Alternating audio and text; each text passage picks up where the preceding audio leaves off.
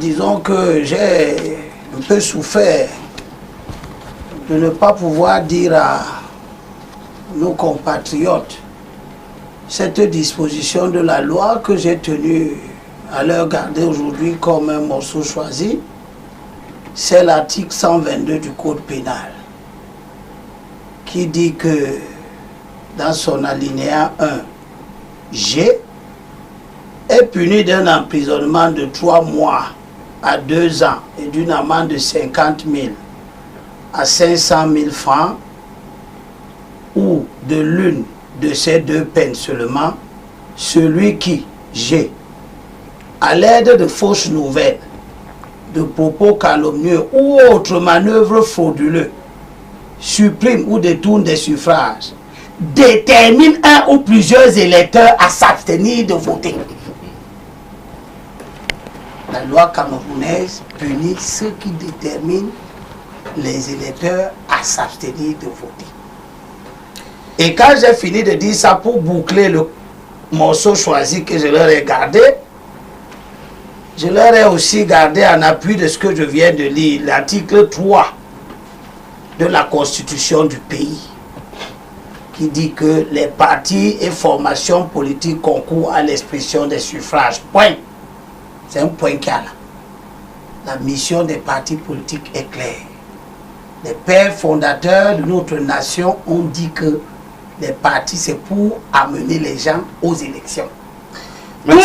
Toute organisation qui dit de ne pas aller aux élections n'est pas un parti politique. Les Camerounais qui viennent de suivre le vous-vous-là de M. Elimbi pour dire qu'il n'y a pas une loi. Il vous dit tout cela, mais il ne vous donne pas l'article d'une loi qui vous oblige à aller voter. La loi ne vous oblige pas à aller voter. Le vote est volontaire. Et alors, on ne peut pas se permettre à venir appeler des Camerounais à venir à aller voter des gens qui veulent changer leur vie personnelle et non le quotidien des Camerounais. Donc, je profite de cela pour vous dire que nous, au mouvement pour la renaissance du Cameroun, nous appelons au boycott. Ça participe aussi au jeu démocratique de notre pays et du système électoral qui est depuis longtemps, plus de 40 ans, faussé par M. Biya et son gouvernement. Donc ça, je voulais faire cette précision. Les États-Unis sont rassurés qu'actuellement, le seul opposant à M. Biya, c'est Maurice Kamto. Puisque sur M. Biya, qui est une dictature, parce qu'il faut le dire, si vous ne faites pas la prison sur M. Biya, si un opposant ne fait pas la prison sur M. Biya, c'est qu'il n'est pas un opposant. Parce que quand il cherche toutes les voies de te corrompre, ça ne fonctionne pas. Quand il cherche les voies de te ramener dans son camp, ça ne fonctionne pas. Tout ce qui reste à ce dictateur à faire, c'est de te mettre en prison. Et les États-Unis connaissent mieux que nous. Ils en ont pris acte. Pendant toute la période électorale, ils ont vu comment les choses se sont passées. Ils ont vu tous ceux qui se disent des opposants, comment ils se sont comportés. Tous se sont alliés derrière M. Biya. Tous ceux qui prétendent défendre les droits des populations depuis plus de 40 ans se sont alignés derrière M. Biya. Les États-Unis ont vu. Ils ont donc compris que celui-là qui est mieux placé de changer aujourd'hui l'avenir et donner l'espoir à un peuple meurtri depuis des années, c'est le président Maurice Kamto. Et ils ont donc apporté la réponse à cela. Donc nous prenons acte de cela et nous les félicitons de reconnaître au moins déjà le travail que le président élu Maurice Kamto abat au quotidien. Et tant que la position américaine ne met pas en danger l'ordre politique au Cameroun, les Américains peuvent dire ce qu'ils veulent. Quand je me lève le matin, je ne commence pas à chercher à savoir ce que les Américains ont dit, qui ils aiment, qui ils n'aiment pas. Ça ne m'intéresse pas. Bon.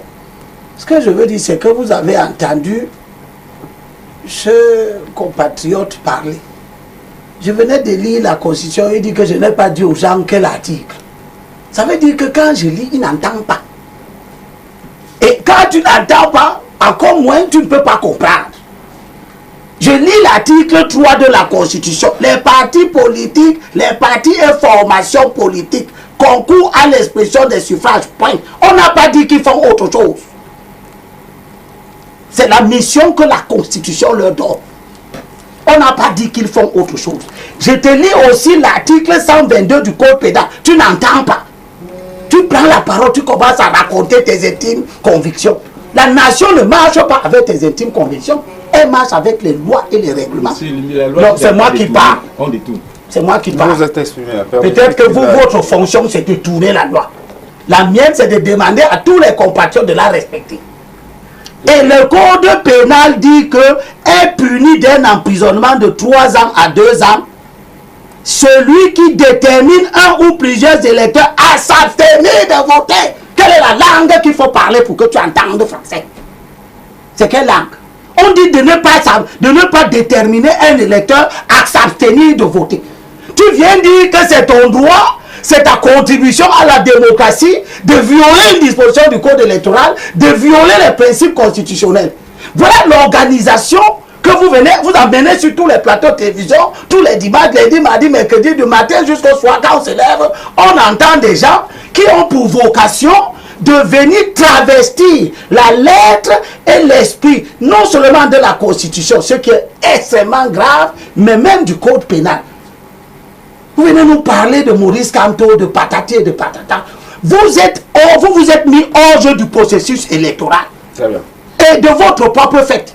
Maintenant, vous écumez les plateaux de télévision pour violer la Constitution, le code électoral, pardon, le code pénal. Ce que je veux dire, M. Sangui, c'est qu'il faut qu'on soit clair. Moi, je ne veux pas être un sparring partenaire des gens à qui ma présence sur les plateaux de télévision donne l'occasion d'enseigner ce qui est contre la Constitution et les lois de nos pays. Donc quand vous m'invitez, je ne veux pas voir dans le plateau où je me trouve quelqu'un qui dit qu'il a la liberté de prêcher contre la Constitution. Non. On a un problème des gens qui sont à la tête de nos institutions, qui ne se considèrent plus comme des Camerounais. Et du coup, il y a cet impact négatif sur le quotidien des populations. C'est de ça qu'il s'agit. Sortez tout ce que vous voulez. Tant que les mêmes qui ont été défaillants depuis 40 ans ont encore la charge, n'attendons rien de cela. Puisque c'est les mêmes. C'est les mêmes textes. C'est un problème d'individus. Donc pour vous, les textes sont bons? Les textes sont bons. Mais qui va l'implémenter? Ceux qui ont détourné des milliards hier et qui continuent à détourner aujourd'hui? Vous pensez qu'ils vont améliorer quoi? Pourquoi ils n'ont pas fait depuis 40 ans qu'ils sont là? Est-ce que c'est ce texte qui devait venir améliorer les conditions de vie des Camerounais? Je dis non. Ce n'est pas cela. Si on avait affaire aux gens sérieux, ce n'est pas cela.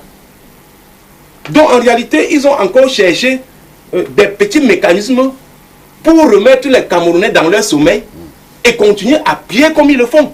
Je voudrais dire à M. Elimbi. Non, si ça concerne... Non, je voudrais dire, c'est important de le dire. Attendez, je recadre. Je recadre, Mathias. C'est important de le dire. Monsieur Pierre a cité le verrou de la limitation des mandats. Avec Maurice Kamto. C'est Maurice Kamto. Je dis que c'est Maurice Kamto qui est parti à l'Assemblée faire ce travail. Monsieur Yves, il doit me... Mais dis-le. Je complète seulement ton propos. C'est Maurice Kamto qui l'avait envoyé. En 2018, c'était la contribution de Maurice Kamto. Anticonstitutionnel, monsieur. C'était la contribution de Maurice Kamto. Il faut le dire. Oui, c'est la contribution de Maurice Kamto.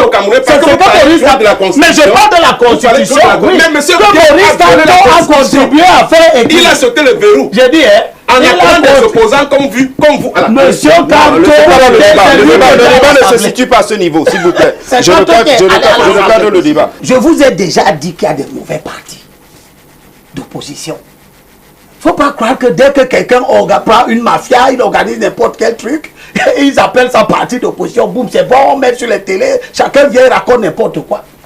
On a appelé des gens à venir participer à une grande concertation. Ils ont refusé, mais c'est eux qui commentent les travaux de la On a donné un mémorandum, M. Elimbi, qui n'a pas été respecté. C'est moi qui parle. Mais vous m'avez interrompu tout à l'heure.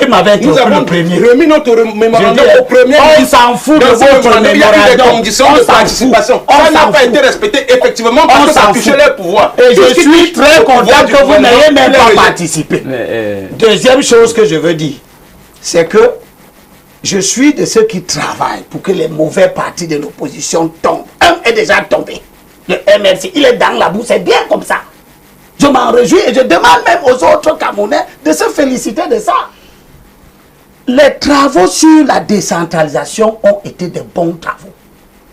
Et le début d'implémentation avec la formation, l'adoption du Code général de la décentralisation, c'est un autre progrès sur le plan structurel. Avant de chercher, même la structuration d'un pays, c'est les hommes qui pensaient ça. Donc venez dire aux gens, les bonnes lois, c'est bon, c'est les hommes, c'est du bavardage pour rien. Tout le monde sait qu'il faut des hommes de qualité. Et parmi les hommes de qualité, il n'y a pas M. Kanto dedans. C'est ce monsieur qui a travaillé avec M. Biya pour changer la constitution. On vient faire maintenant comme si M. Biya a commis un crime en changeant la constitution, mais on oublie la personne qu'il a utilisée pour faire ça. Et on vient bavarder sur les plateaux. La décentralisation vient une fois de plus de marquer un pas en avant. Avec la disposition sur les communautés urbaines, qui est un grand progrès. Avant, c'est-à-dire jusqu'à maintenant, ce qui est là dépend de la loi fixant les règles applicables aux communes, qui prévoyait que, ou disons, puisqu'elle est toujours en vigueur, qui prévoit que la communauté urbaine a un conseil. Et ce conseil est constitué de 5 conseillers désignés. Le terme qui est dans la loi, c'est désigné. Dans les communes d'arrondissement. Plus le maire de la commune d'arrondissement. C'est eux qui viennent siéger au conseil de la communauté. Puis le chef de l'État prend quelqu'un qu'il peut prendre n'importe où. Il vient chapeauter ce conseil. Voilà le délégué de gouvernement. Nous avons tous critiqué cette façon de faire. Qu'une assemblée ayant un pouvoir délibérant, constituée d'élus, soit dirigée par quelqu'un qui peut ne pas être un élu. Et le chef de l'État nous a écoutés en faisant en sorte que dorénavant, avec l'article 246 du Code général des collectivités territoriales décentralisées, lui, pour l'une des rares fois dans l'histoire du pays, le chef de l'État se déleste d'un pouvoir, le pouvoir de nommer, pour dire que dorénavant, le conseil de la communauté urbaine, qui est un conseil d'élus, dont il a augmenté le nombre de membres, parce qu'avant c'était 5, maintenant ça sera 10, qui viennent des communes d'arrondissement, premièrement. Deuxièmement, les 5 d'avant étaient désignés. Les 10 de maintenant seront élus à l'intérieur du conseil. Ce n'est plus une simple délibération que le maire propose au conseil. C'est une élection qui va se dérouler à l'intérieur des conseils municipaux. Mais vous n'en savez rien du tout. Si on a un code électoral qui... Je dis, vous n'en savez rien du tout. Il faut le reconnaître. Vous n'en savez rien du tout. On a un mauvais code électoral. Je ne suis pas un professionnel de la péroraison creuse. Vous n'en savez rien. Vous n'avez pas lu le Code général des collectivités territoriales. Vous n'en savez pas. Vous ne connaissez pas les mécanismes de mise en place du conseil de la communauté humaine. Mais ça se voit. Vous avez un projet. Il n'y a pas de super maire. Il n'y a personne au Cameroun qu'on appelle. Je dis, il n'y a obligatoirement. Ça veut dire que monsieur. Il n'y a pas de super maire. Actuellement. Va revenir comme le super maire. Et continuer sa même non, c'est moi qui ai la parole. Allez-y, il n'y a pas de débat. Je suis en train d'expliquer un mécanisme et je montre en quoi il est un progrès. Maintenant, dans une communauté urbaine comme celle de Yaoundé, il y avait 5 fois 7. Ça fait combien? 35. Plus 7, mais d'arrondissement. Ça fait combien? 42 personnes qui constituaient le conseil. Maintenant, ils vont être 77.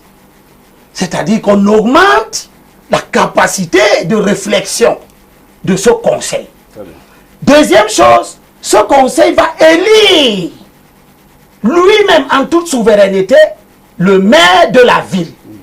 Que les gens qui ne connaissent pas les textes et qui pérorent partout appellent super maire. Parce que c'est la fabrication des néologismes qui leur plaît. C'est le maire de la ville. Troisième et dernière chose. Ce maire de la ville est un autochtone de la région de rattachement de la communauté urbaine. Ce qui est un progrès dans la mise en application de la disposition de la Constitution contenue dans son préambule qui dit que l'État préserve les droits des populations autochtones. C'est important. La ville de Yaoundé ou la ville de Koumba, parce qu'il y a 14 communautés urbaines, quelques individus à l'esprit grégaire ne regardent que Douala parce que tous leurs calculs politiciens visant à marginaliser les communautés autochtones s'appliquaient à Douala. Mais Koumba, Limbe, les gens qui sont des autochtones de Limbe, ils sont contents de savoir que leur communauté va être protégée en ce sens que pour n'importe quelle raison, les autochtones de Limbe peuvent se retrouver démographiquement minoritaires.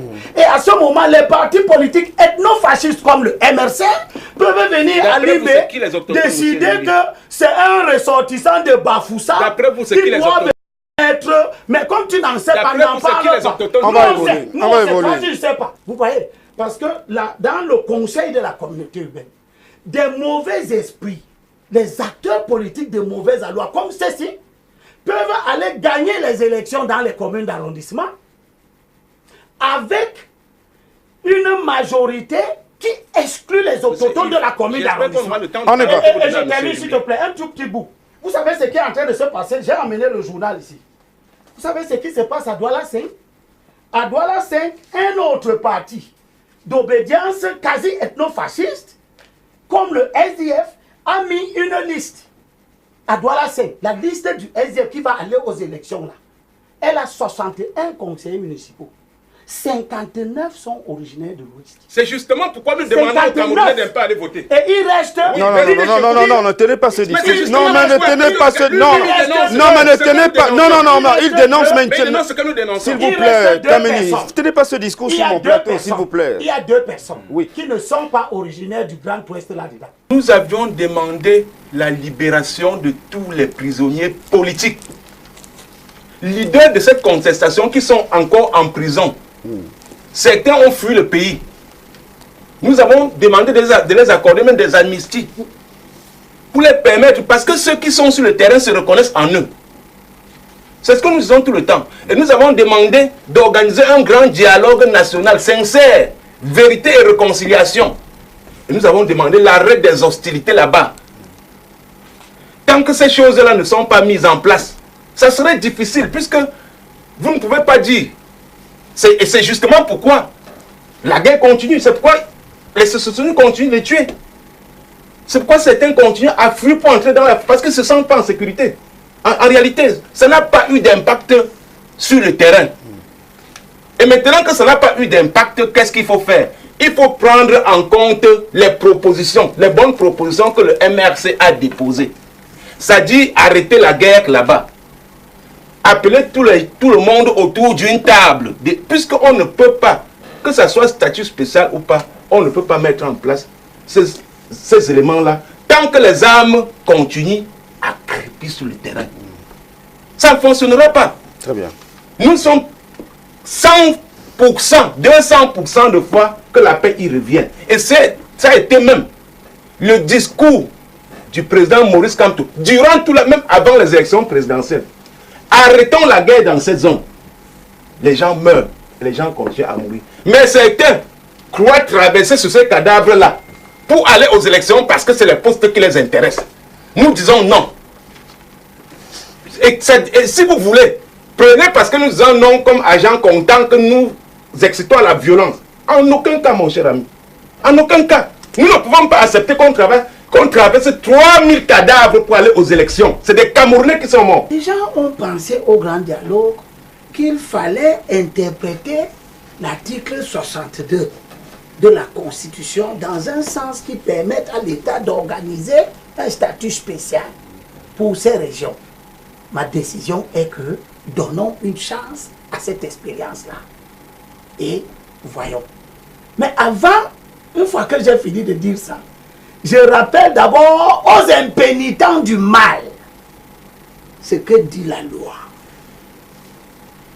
Est puni de l'emprisonnement à vie celui qui en temps de paix entreprend par quelque moyen que ce soit de porter atteinte à l'intégrité du territoire. On n'a pas dit qu'on discute avec lui.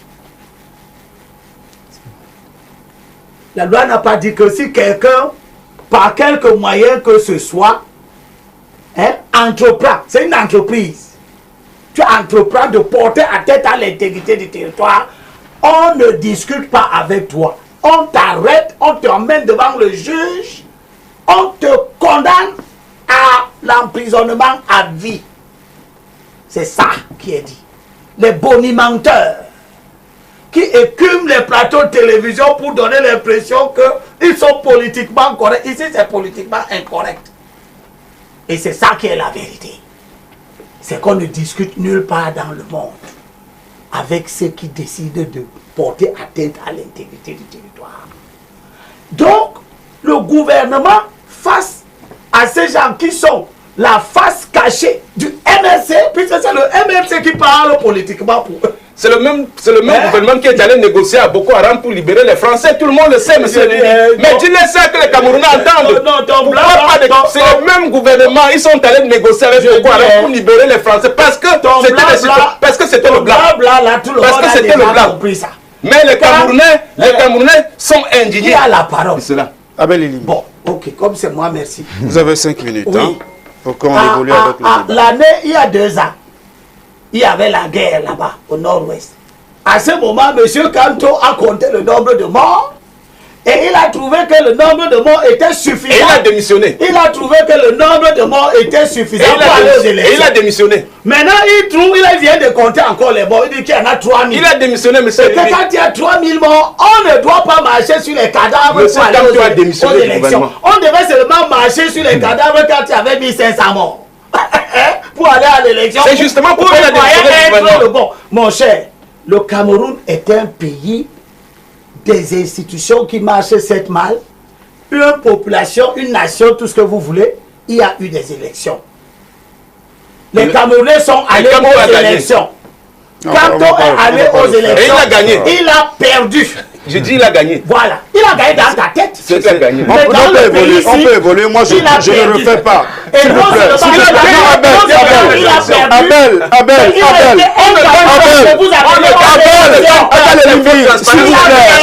s'il vous plaît. On ne gagne pas avec les faux agents de Je peux être modérateur. Donc vous avez cautionné. Kameni, Abel. Il gagnait les élections avec le président. On ne gagne pas avec les faux agents. Qui est un modérateur, s'il vous plaît. Donc vous avez cautionné. Kameni, vous voulez modérer à ma place maintenant? Il vient prêcher. Je vous rappelle simplement que... Non, écoutez, je ne refais pas. Vous êtes libre de refaire cette histoire si vous voulez, en d'autres cieux, sur d'autres cieux. Je crois que j'ai suffisamment évolué. Tu as gagné les élections. Non, il faut arrêter ça. Arrêtez ça sur mon plateau. Si vous venez sur mon plateau, j'arrête ma tête. Il y a eu 2 millions. Kameni, vous êtes invité sur mon plateau, vous voulez me donner des leçons sur mon plateau. Mais ça n'a rien à voir avec ça. Je pose la question. Non, écoutez Abel, on va évoluer. On parle pas d'élection, c'est passé. Il n'y a que dans la tête des ethnofascistes que quelqu'un qui a eu 500 000 voix devient celui qui a gagné par rapport à celui qui a eu 2 millions. J'aimerais qu'on avance.